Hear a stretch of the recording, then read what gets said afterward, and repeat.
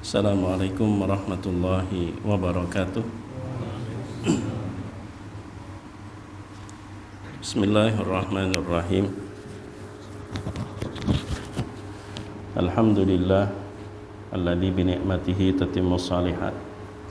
Asyhadu an la ilaha illallah wahdahu la syarikalah wa asyhadu anna Muhammadan abduhu wa rasuluh la nabiyya ba'dah. Allahumma salli wa sallim wa barik ala sayyidina wa nabiyyina Muhammad wa ala alihi wa sahbihi wa mawalah, amma ba'd. As-saimun was-saimat, ikhwan dan akhwat fillah, matta'anallah wa iyyakum bis-sihhati wal afiyah. Semoga selalu dan senantiasa Allah berikan kesehatan, Allah berikan keafiatan, sehingga dapat memaksimalkan setiap perintah dan syariat yang Allah tetapkan kepada kita, baik di sepanjang bulan suci Ramadan maupun sesudahnya, sepanjang hayat Allah berikan kepada kita seberataan. Alhamdulillah Rabbil Alamin. Kepada Allah kita panjatkan puja, puji dan syukur atas nikmat yang amat banyak. Semoga Allah juga memberikan kepada kita kemudahan, pertolongan agar selalu dapat bersyukur di setiap nikmat, sekecil apapun nikmat yang Allah titipkan. Salawat dan salam kepada Nabi kita untuk beliau, semoga Allah curahkan rahmat dan sejahtera juga untuk keluarga, sahabat dan pengikut beliau ila yaumil qiyamah. Usi nafsi wa iyyakum bitaqwallah. Ikhwan dan akhwat fillah yang Allah muliakan, di dalam surah Muhammad ayat 33 Allah berfirman, a'udzubillahi minasyaitonir rajim. Ya ayyuhalladzina amanu athi'ullaha wa athi'ur rasula wa la tubtilu a'malakum. Wahai orang-orang yang beriman, kata Allah, athi'ullaha wa athi'ur rasul. Berbuat taatlah kepada Allah dan ketaatan terhadap Rasul. Taatlah kepada Allah dan taatlah kepada Rasulnya. Wala tubtilu a'malakum, dan jangan engkau batalkan, engkau hanguskan amal perbuatan yang kamu lakukan. Dari ayat itu ada dua perintah yang sangat jelas. Yang pertama, perintah ketaatan, dan yang kedua, perintah untuk menjaga agar nilai dari ketaatan tersebut tidak hangus. Karena susah payah kita bangun ketaatan, kalau pada akhirnya hangus maka merupakan sia-sia. Apalagi sudah kada taat, gawian mahangusakan pula, itu namanya minus. Di dalam surah Al-A'raf ayat 8 dan 9 Allah berfirman, wal waznu yauma idzinil haqq. Penimbangan pada hari itu adalah suatu kebenaran yang wajib kita imani, wajib kita yakini.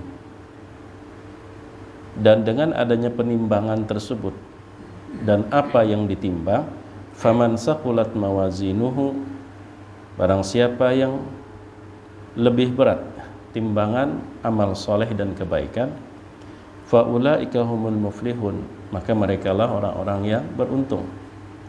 Wa man khaffat mawazinuhu, sebaliknya orang yang timbangan kebaikannya itu lebih ringan, tentu dibandingkan dengan timbangan keburukan. Faulaika alladzina khasiru anfusahum, maka merekalah orang-orang yang rugi diri mereka, bima kanu bi ayatina yazlimun, dengan sebab dahulu mereka terhadap ayat-ayat kami mereka salah bersikap, mereka berbuat zalim.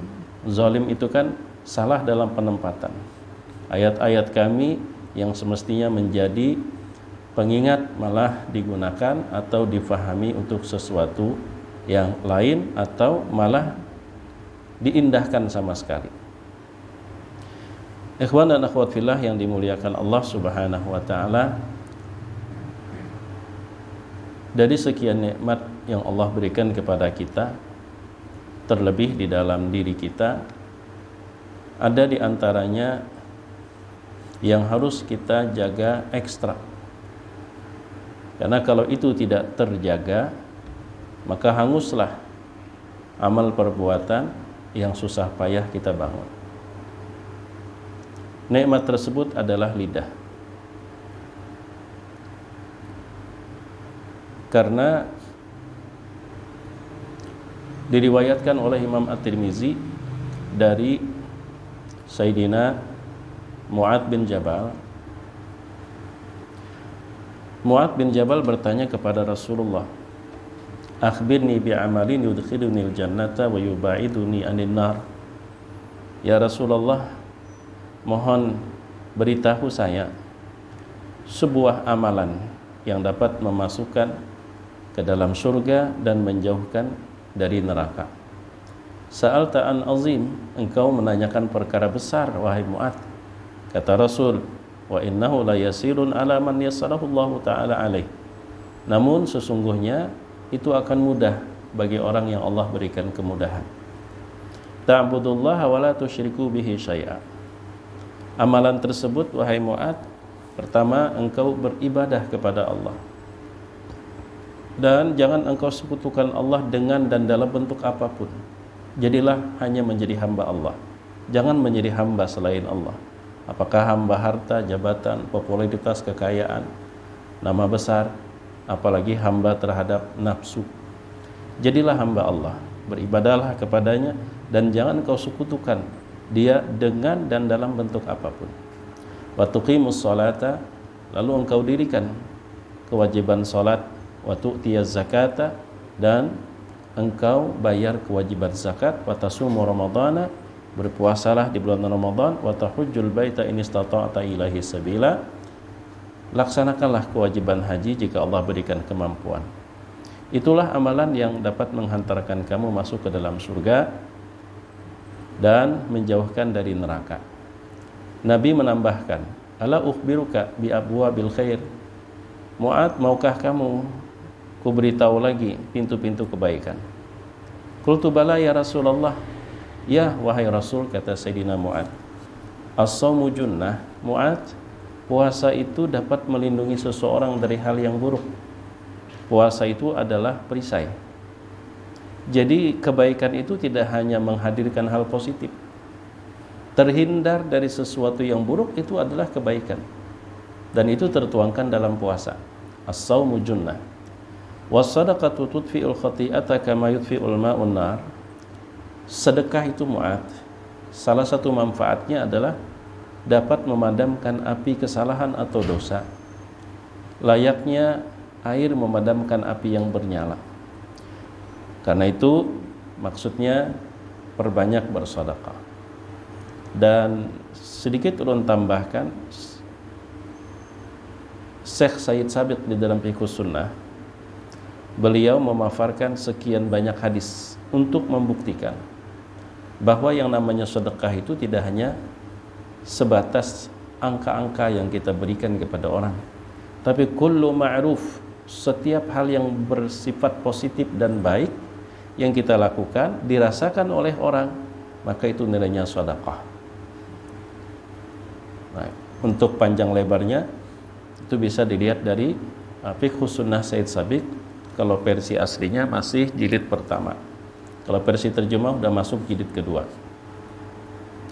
Mun ulun urayakan kasihan ulun. Bulan puasa ini kada palawas kita bepander lakas haus. Nah, apalagi di depan mikrofon ini anunya daya tariknya luar biasa. Ikhwan akhwat fillah yang dimuliakan Allah. Lalu jar Nabi wa salatul rajuli fi jawfil lail, ketika seseorang dia mampu untuk bangun di tengah malam. Salat malam itu menjadi pintu kebaikan. Jadi kalau kita pengen dimudahkan Allah, kebaikan sepanjang hari, besok maka malamnya jangan lupa salat. Karena salatul lail wa salatul rajul fi jawfil lail. Lalu Nabi membaca 2 ayat dari surah Alif Lam Mim As-Sajdah. Tatajafa junubuhum 'anil madaji'i yad'una rabbahum khawfa wa tama'a wa mimma razaqnahum yunfiqun. Fala ta'lamu nafsum ma ukhfiya lahum min qurrati a'yun jazaa'an bima kanu ya'malun. Surah itu biasanya umumnya di beberapa masjid mushola terpampang di depan biasanya. Surah Alif Lam Mim Sajadah dengan surah Ad-Dahar. Dan Nabi kembali menambahkan, ya Mu'ad, ala ukhbiruka bi ra'sil amri wa amudihi wa dirwatis sanami. Maukah kamu lagi kukabarkan nih, kukasih tahu ya Nabi, pokok dari segala urusan. Kemudian tiang utama, penopangnya dan puncak. Qultu bala ya Rasulullah. Tentu ya Rasul, saya pengen. Maka ya Nabi sallallahu alaihi wasallam, ra'sul amri al-Islam. Pangkal pokok dari segala urusan itu adalah Islam. Kemudian wa amuduhu as-shalah, yang utamanya adalah salat. Wa dzarwatu sinamihi al-jihad, puncaknya adalah berjihad. Tapi wahai Mu'ad, ada kunci dari semua yang telah ku sampaikan. Kalau ini engkau jaga dengan baik, maka terjaga utuh apa yang telah kau bangun.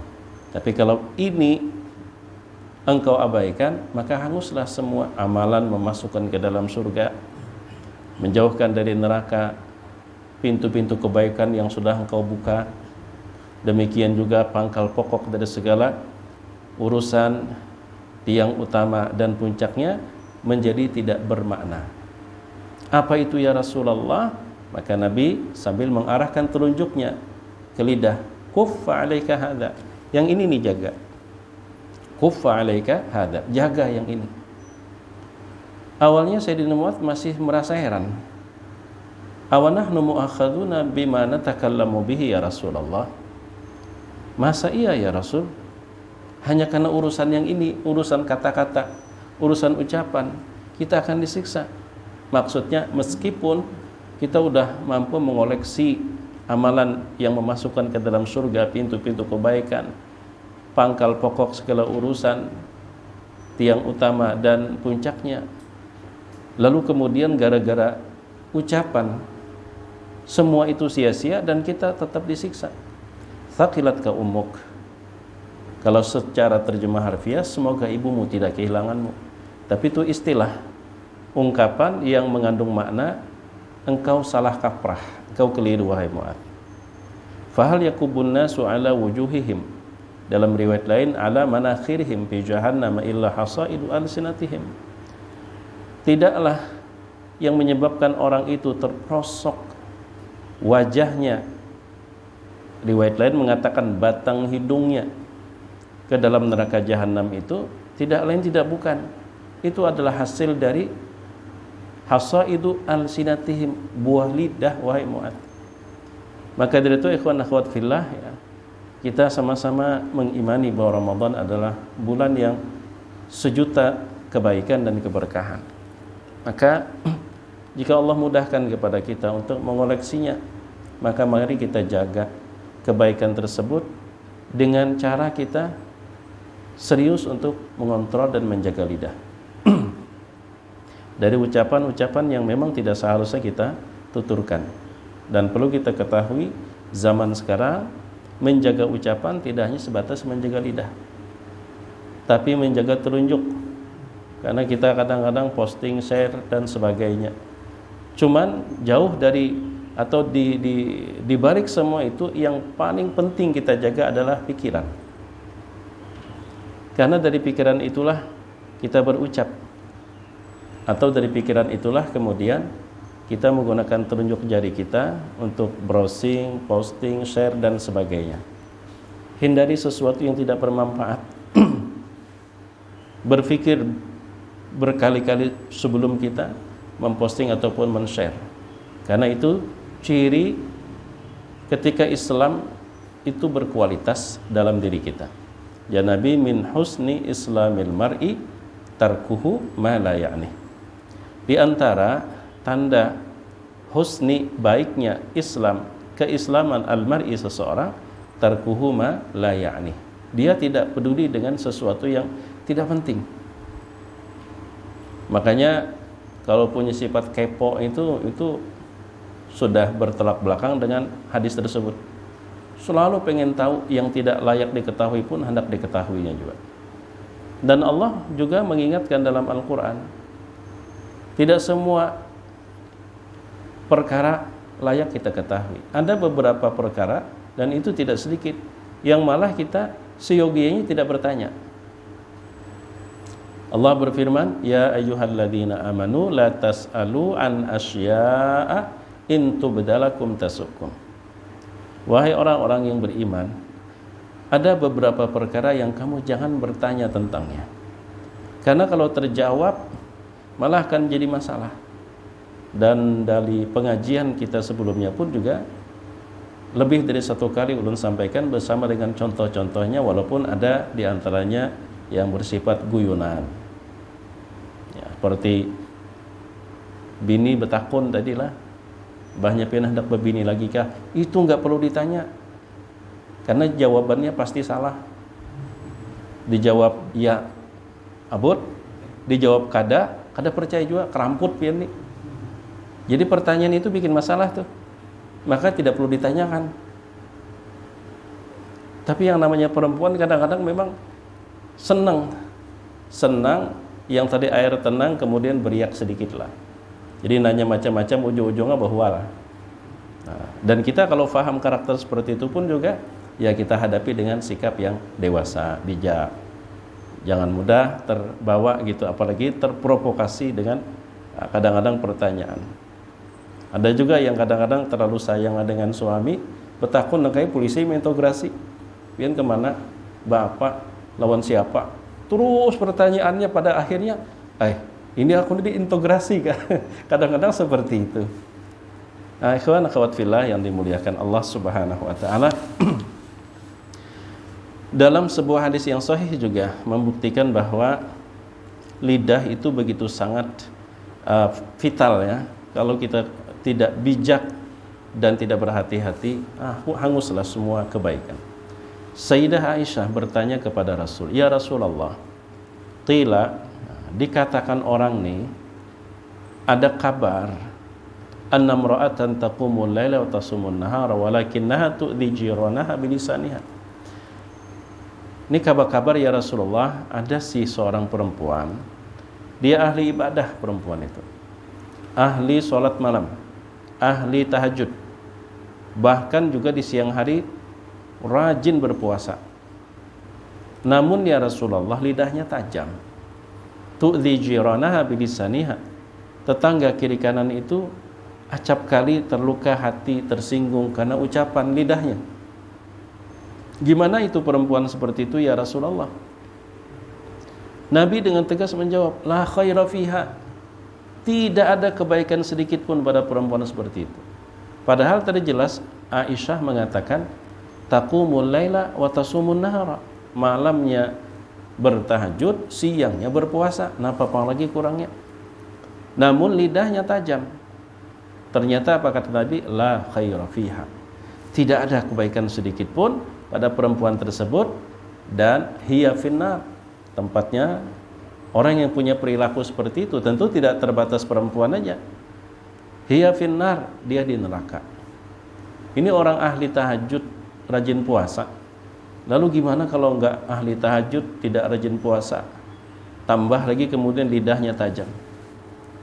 Gimana nasibnya ya? Artinya kebaikan sudah tak punya, malah keburukan yang menumpuk. Kebaikan yang ada saja bisa hangus gara-gara urusan lidah. Makanya Imam Al-Ghazali rahimahullah, beliau memberikan beberapa pertanyaan kepada murid-muridnya, antara lain, sahabatku, kata Imam Al-Ghazali, apa yang menurut kalian paling tajam dalam hidup ini? Ada yang mengatakan pisau, tombak, bermacam jawabannya. Kata Imam Al-Ghazali, jawaban Anda kalian tidak salah, jawaban kalian semua tidak salah. Ya, karena memang semua orang menjawab berusaha benar menurut versi dia kan. Jadi menghargai. Jawaban Anda tidak salah. Hanya saja yang saya maksud adalah yang paling tajam dalam hidup ini adalah lidah. Sekali lidah itu melukai hati orang, sulit sembuh dari sakit dan perihnya. Beda kalau kita luka karena sabetan pedang, karena pisau. Meskipun mungkin masih ada guratan atau punat bekas, tapi sakitnya udah hilang. Tapi kalau lidah sekali melukai perasaan, seumur hidup sulit dilupakan. Sekalipun bahkan sampai sudah meninggal orangnya masih ditunjuk, tuh nambah kubur di situ, nambah hari, nang dikubur situ tunjuk aja lagi. Atau kadang menunjuk kubur tapi bercerita, aku pernah disambat orang awah ini sudah mati, kan ya. Tetapi disambat orang walaupun sudah mati, gara-gara urusan lidah. Ikhwan akhwat fillah yang dimuliakan Allah.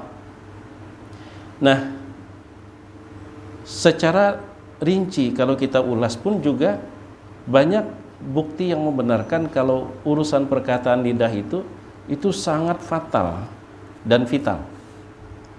Bahkan kita masuk Islam itu karena ucapan. Kita berucap 2 kalimat syahadat. Walaupun kita yakin tapi kita tidak pernah mengucapkan 2 kalimat syahadat, maka secara hukum dunia kita belum dinyatakan muslim. Ya, kalau soal urusan akhirat, Allahu a'lam, itu prerogatif wilayahnya Allah. Memang dalam bahasan yang diangkat oleh Syekh Muhammad Arsyad Al-Banjiri kalau tidak salah di dalam bukunya Tuhfatur Raghibin. Tapi beliau juga mengutip dari referensi-referensi para ulama salafus saleh tentang pembagian orang itu dianggap Islam di dunia, akhirat, atau hanya dunia atau hanya akhirat. Jadi kata beliau di situ disebutkan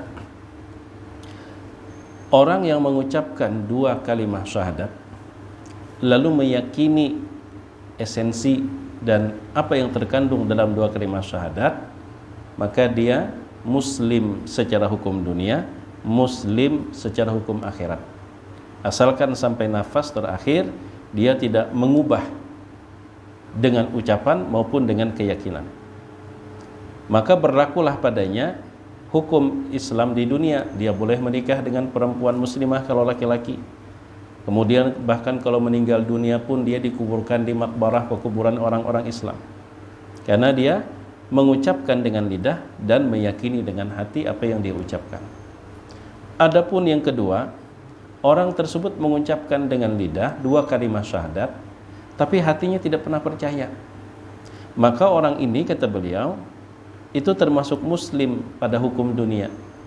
Boleh menikah dengan perempuan muslimah, dapat hak waris, kemudian juga dikuburkan di makbarah kaum muslimin. Tapi di akhirat dia dinilai kafir. Dia kekal di neraka. Kenapa? Karena dia tidak pernah mengimani apa yang dia ucapkan. Itu yang kedua, muslim di dunia tapi di akhirat non muslim. Nah, kemudian yang ketiga, dia tidak pernah mengucapkan 2 kalimat syahadat. Sebenarnya di dalam qalbunya, di dalam dirinya meyakini 100% percaya. Maka orang ini non muslim di dunia, tidak berlaku atasnya hukum-hukum muslim, artinya dia tetap tidak boleh menikahi perempuan muslimah, dan dia tetap tidak punya hak waris kalau kerabat yang meninggal adalah muslim. Bahkan dia dikuburkan di area makbarah non muslim. Tapi di akhirat dia muslim di sisi Allah. Ini keterangan dari Syekh Muhammad Arsyad Al-Banjir. Karena dia meyakini, dia percaya. Lalu disebutkan salah satu contohnya. Siapa orang yang seperti itu? Yang disebut beliau adalah paman Nabi Abu Thalib. Paman Nabi Abu Thalib. Nah, sedangkan yang keempat, dia tidak mengucapkan dengan lidahnya dan tidak pernah mengimani dengan hatinya. Nah, itu yang kafir tulen. Non muslim di dunia, kafir di akhirat. Nah, jadi kita ini dihukumkan sebagai muslim dan hukum Islam di dunia itu karena terucap. Soal ucapan dan keluar dari Status muslim di dunia pun juga bisa jadi dengan ucapan. Di dalam bukunya juga Tuhfatur Raghibin, Syekh Muhammad Arsyad menyebutkan beberapa contoh. Karena buku itu memang berbicara panjang lebar tentang perbuatan-perbuatan yang meruntuhkan keislaman seseorang, yang disebut dengan menyebabkan murtad. Antara lain, umpama seorang guru melajari kekanakan, baca Al-Quran. Rupanya orang tua si anak atau si anak tersebut langsung memberikan insentif, membuka amplop sekali merasa kedikitan, tak ucap di muntong nyawa ini terbagus orang Kristen membari gurunya, terbagus orang Kristen. Itu kalau terucap seperti itu murtad, kata Syekh Muhammad Arsyad Al-Banjari, karena mengatakan bahwa ada yang lebih baik dari Islam, padahal inna dina indallah al-Islam. Soal ucapan, makanya perlu berhati-hati ya. Walaupun ya kemungkinan kecil sampai kepada pegiat ya yang suka stand up. Ulun tadi sempat tertahan, ada ayat Al-Quran yang mengatakan bahwa kafirlah orang yang menjadikan agama itu sebagai objek untuk guyonan. Tapi pas tadi kada dapat, tapi ulun ingat betul tuh ada ayat. Kafir dikatakan Allah Subhanahu wa ta'ala, alladzina takhadhu dinahum huzwan wa la'iba, yang menjadikan agama sebagai huzwa wa la'iba, olok-olokan dan permain-mainan.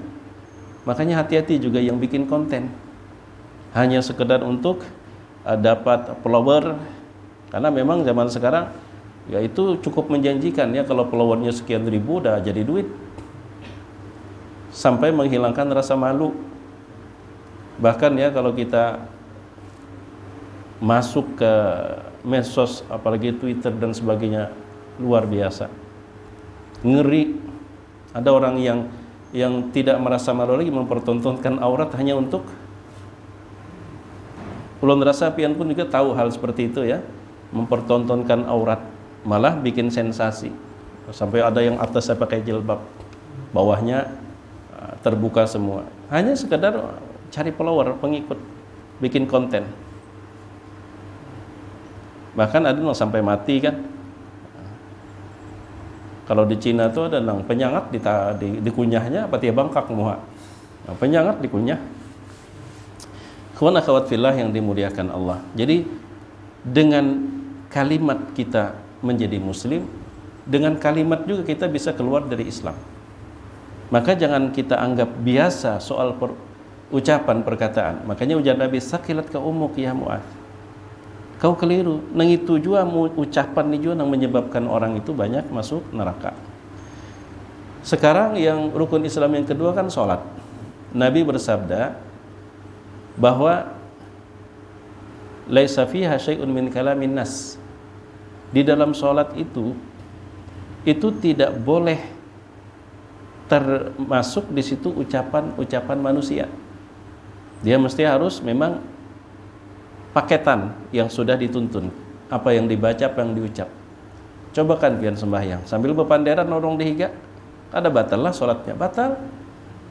Ucapan juga membatalkan sholat.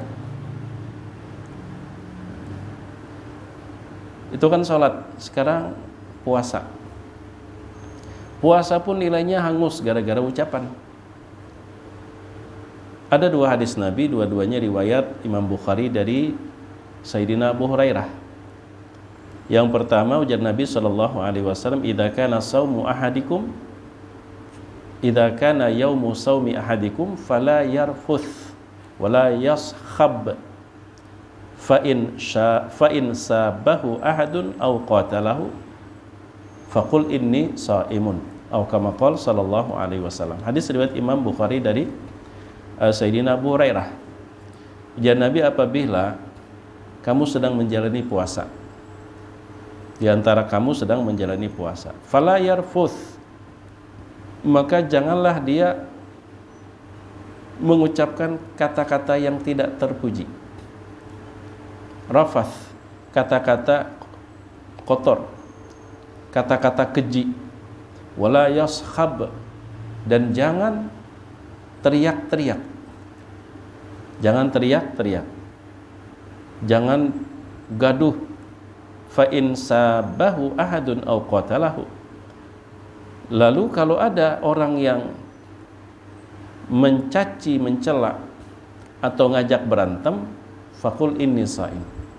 Maka katakanlah, aku puasa, sayang ibadah puasaku dirusak hanya karena oleh perkara tersebut.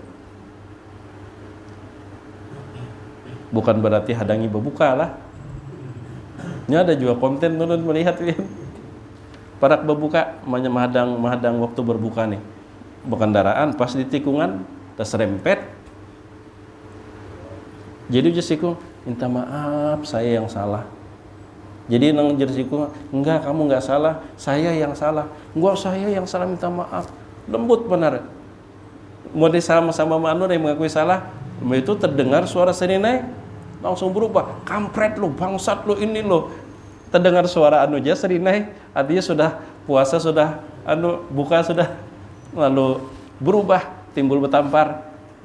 Nah, ada juga konten yang kayak itu pian macam-macam bulan puasa. Lawan godaan bulan puasa di ketujuh nang memposting makanan minuman segar.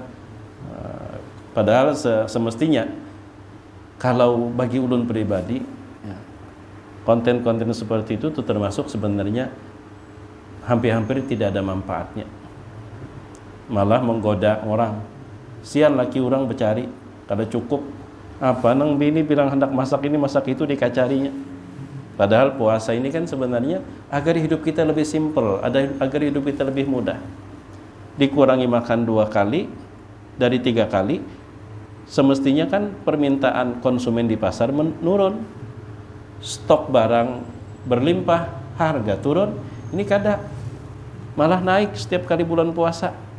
Nang biasanya nukar intalu bekilo, ini nukar berak sudah nukar. Nang biasanya makan, habis makan itu ya cukuplah teh hangat, teh panas. Ini macam-macam, ada es teler, ada bingka, ada ini. Banyak benar, jadi campur anunya macamnya itu nang menambah biaya, tambah berat ya. Apalagi kita nih kada kode kesahai sudah. Ikhwan akhwat fillah yang dimuliakan Allah.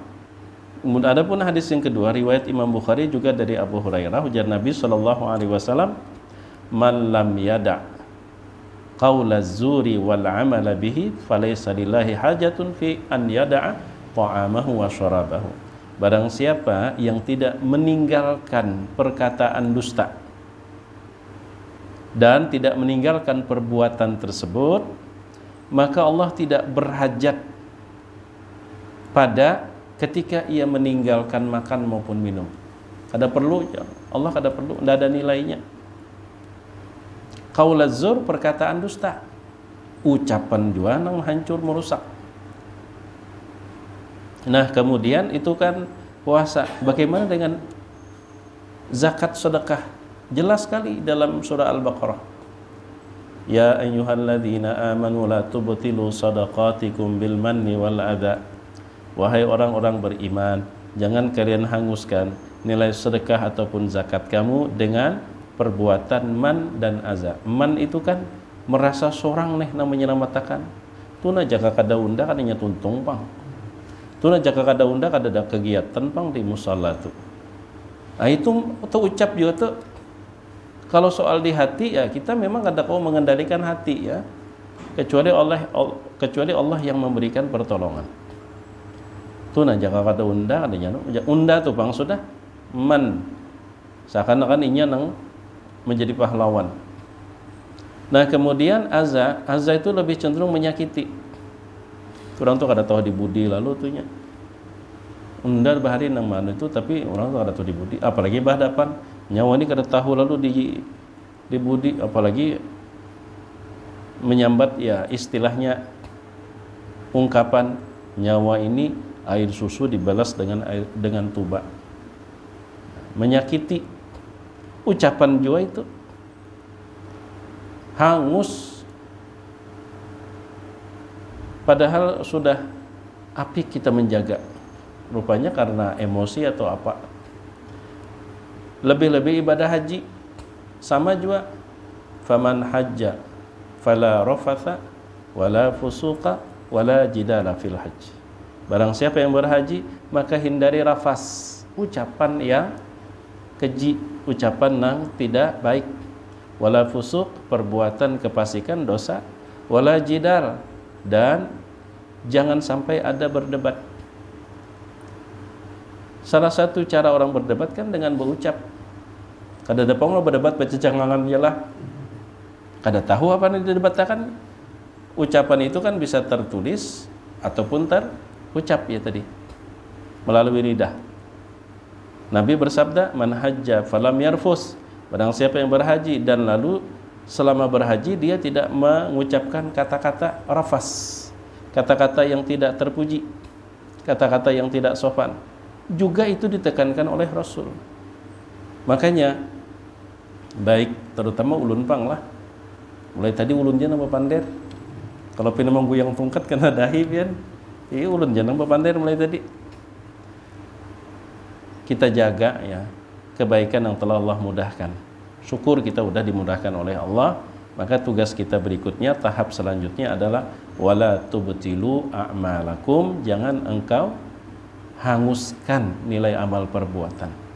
Nah, kalau ayat 33 surah Muhammad tersebut kalau dibawa ke kajian fikih itu lain lagi bahasannya.